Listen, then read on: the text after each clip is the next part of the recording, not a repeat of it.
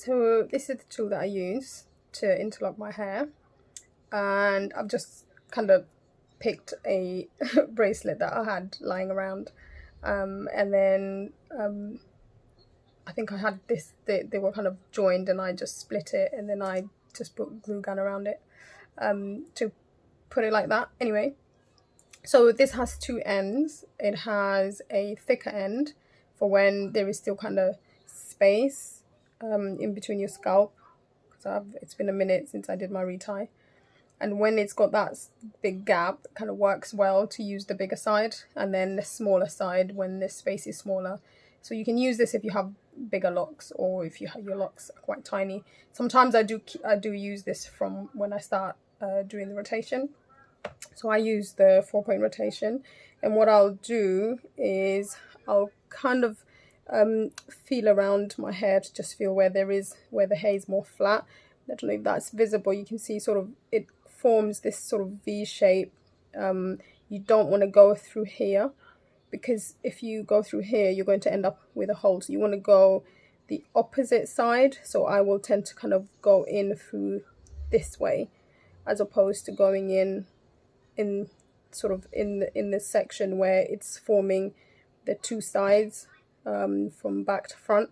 So I'll go through the opposite side. So on this one, I'm gonna go through the back, and then what I do, I just hook this around the tool and then pull it through, and then I try and keep a kind of a clockwise rotation as opposed to anti-clockwise, and I kind of just find that helps to keep a nice consistency of how the lock is forming. And then I'll just go around it until I sort of can't pass the hair through it anymore. And then once that's done, so if I feel that if I try to do another rotation, it's not gonna pass, I will tend to kind of just pass it from bottom to top, just so that it kind of keeps the hair lying down to one side. And sometimes I will use the I'll use the method where like you sort of go in at an angle on the side, so that the hair can fall flat on one side. The other thing, what I do is when I pass it through, I'll grab the hair with my thumb and just pull it through.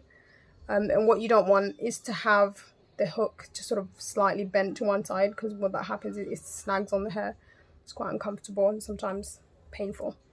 Yeah, so that is what I do when I am retying my hair. I do use the hook one as well. Just I have this one. I do use this as well sometimes. But I feel like I'm slower with that one, so I don't always use it. I tend to kind of mostly stick with this one, and I like kind of having it there because I can just hook it like that when I am partitioning the hair.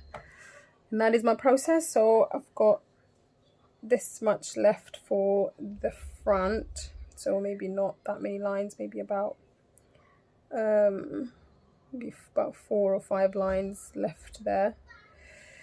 And then once I'm done, I'm gonna call it a day, because I started quite late today. I started about 1 o'clock in the afternoon. I'm gonna leave it, and now it's 9 o'clock and I'm getting tired. I've been stopping a lot. I've not been like just on it. But once that's done, I will call it a day, and I'll probably finish the rest of it tomorrow. So I will keep you posted.